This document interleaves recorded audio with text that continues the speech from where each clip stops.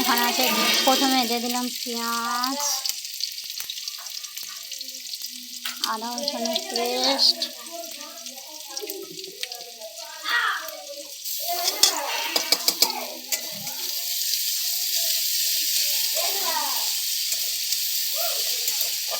ভালো করে। এখানে আছে ডালের বড়ি ভাজা, ভেজে নিয়েছি আগে থাক থেকে। এখানে আছে চিংড়ি ভাজা, একটা রেসিপি হবে। মশলা দেবো, এখানে দেবো লবণ, এখানে হলুদ, এখানে লঙ্কার গুঁড়ো।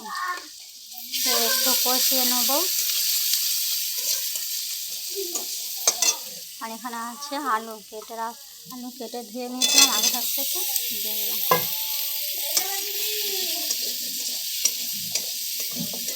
আলুটা ভালো করে কষিয়ে নেব।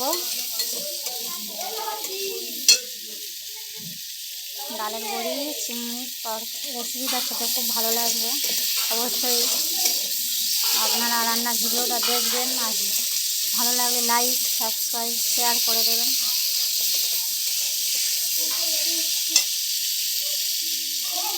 পল্লবী মিনি ব্লগে নমস্কার।